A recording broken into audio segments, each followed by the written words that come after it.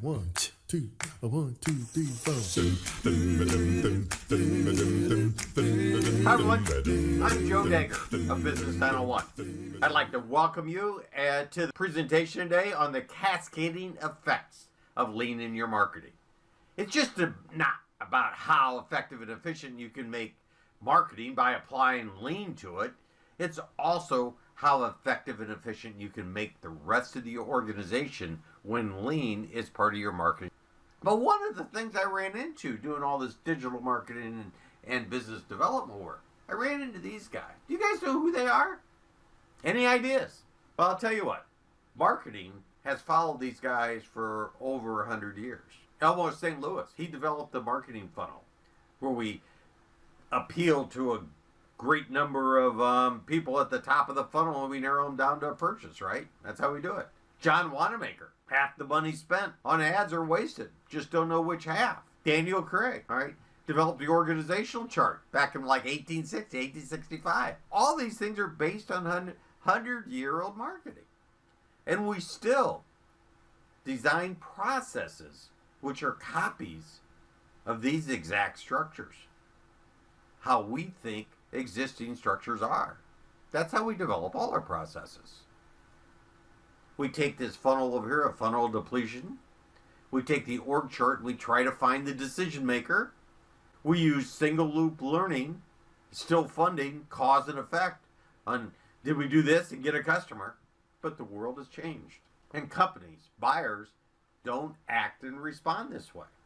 Now I'm going to tell you something. Lean companies are fantastic. There's nobody making better, faster, cheaper products out there that appeal. But what they've done is they've lengthened, and we'll talk about this a little bit later, they've lengthened their S-curve without really fundamentally changing their sales and marketing processes. But what's changed is the VUCA world. Volatility, uncertainty, complexity, and ambiguity. And I think everybody will agree to this. This is something the government or the military came up post 9/11. We have better chances of guessing what's going to happen 10 years from now than what we do next week most of the time. Things can change rapidly on us. Markets disappear. Products are disrupted. But what I will say, one of the fundamental things we need to recognize is the distributed world we live in and the people. Because if it is not distributed now, it soon will be. Just think of yourself. Draw a circle around yourself. Make you that blue guy in the middle. And look at the people who you interact with. And then start drawing lines with your interactions. And then make an org chart on the side of you and see if those relationships look the same. Look, see how they mimic each other, if they do.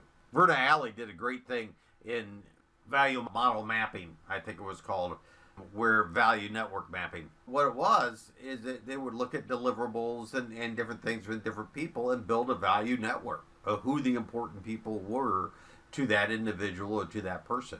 And it's a very interesting process to go to because you see who you're interacting with, who provides value to you, and who provides value in an organization. I like the idea where you take the checkers, okay, and you pile for each deliverable. Okay, you pile a checker onto that person, then you look at the height of the checkers, okay, based on that person to see who provides the most value to you. Just a little fun exercise to do. But during this VUCA world, after this VUCA world, Snowden and Boone, you can look at Snowden's work on the Cognitive Edge, I believe is the website, formed this perspective for leadership and decision making.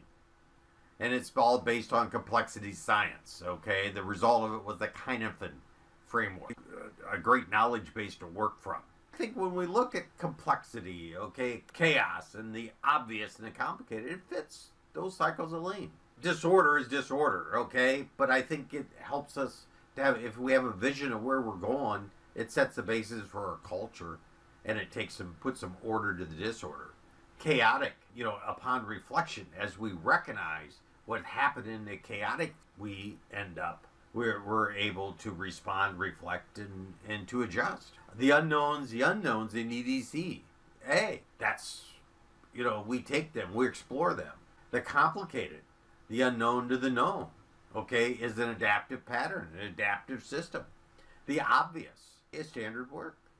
So you can see how I apply the cycles of lean, and maybe a little better on this other framework here in this other guideline, where you can see the a little plainer detail. By applying lean, now Snowden saw this and he gave me he thinks I was being too simplistic in my thinking here.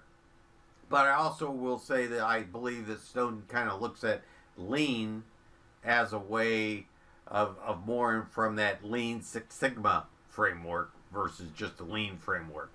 So I didn't get into that with him, but we went back and forth on his framework a little bit, and he gave me some of his opinions on it, and I gave him some of mine. Interesting thing about it all is how this fits into the practice of kata and what we bring, what sales and marketing bring to the rest of the organization is the ability to explore at Gemba, at your customer's point of use.